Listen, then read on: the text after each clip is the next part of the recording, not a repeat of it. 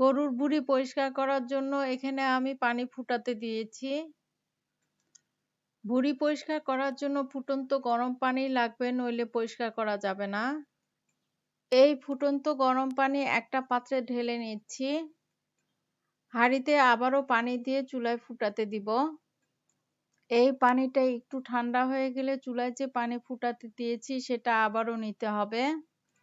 এভাবে একটু পর পর ফুটন্ত পানি নিয়ে তার মধ্যে ভুঁড়িগুলো ডুবিয়ে ডুবিয়ে পরিষ্কার করতে হবে। ভুঁড়ি পানির মধ্যে বেশিক্ষণ ডুবিয়ে রাখতে হবে না, 10 সেকেন্ডের মতো ডুবিয়ে রাখলেই হবে। পানি থেকে তোলার সাথে সাথে একটা চাকু কিংবা ধারালো কিছু দিয়ে প্রেস করলে দেখবেন যে সুন্দর ভুঁড়ির ময়লাগুলো পরিষ্কার হয়ে যাচ্ছে। এই ভুঁড়িটা একটু মোটা আর খাঁজকাটা, এজন্য পরিষ্কার করতে দেরি হচ্ছে। আর এইটা আগেরটার চেয়ে একটু পাতলা, তাই খুব তাড়াতাড়ি ময়লাগুলো উঠে যাচ্ছে।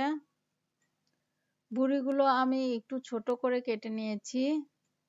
গরম পানির মধ্যে একবারে সব ভুঁড়িগুলো দেওয়া যাবে না, একটা একটা করে গরম পানির মধ্যে ডুবাতে হবে আর তুলে নিয়ে পরিষ্কার করতে হবে। এভাবে একটু পর পর গরম পানির মধ্যে ডুবিয়ে ডুবিয়ে সব ভুঁড়িগুলো পরিষ্কার করে নিচ্ছি। সবগুলো ভুঁড়ি পরিষ্কার করার পর নরমাল পানি দিয়ে খুব ভালো করে ধুয়ে নিচ্ছি।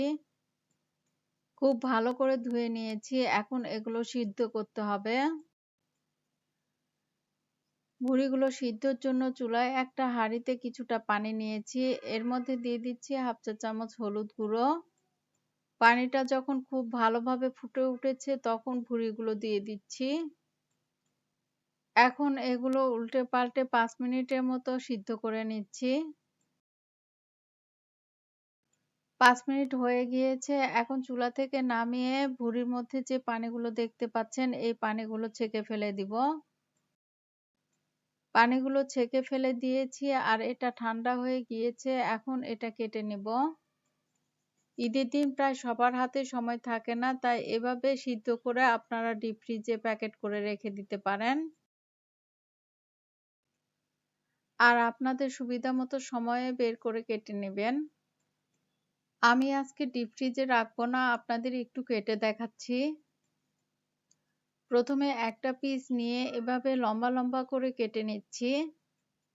লম্বা লম্বা করে কাটার পর এভাবে ছোট ছোট করে কেটে নিচ্ছি।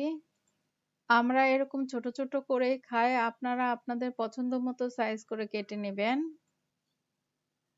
এই ভুঁড়িগুলোর পেছনের দিকে কোনো ময়লা নাই, তাই আমি চেঁছে নিলাম না। আপনাদের গরুর ভুঁড়ির পিছনে ময়লা থাকলে অবশ্যই বটি দিয়ে খুব ভালো করে চেঁছে নিতে হবে। সবগুলো ভুঁড়ি কেটে নিয়েছি। সবগুলো ভুঁড়ি কাটার পর একটা প্যাকেটে ঢুকিয়ে নিচ্ছি। এই প্যাকেটটা এখন ডিপ ফ্রিজে রেখে দিব আর সুবিধা মতো সময় বের করে শুধু রান্না করে নিলেই হবে। সবাই ভালো থাকবেন। আজ এ পর্যন্তই। আল্লাহ হাফেজ।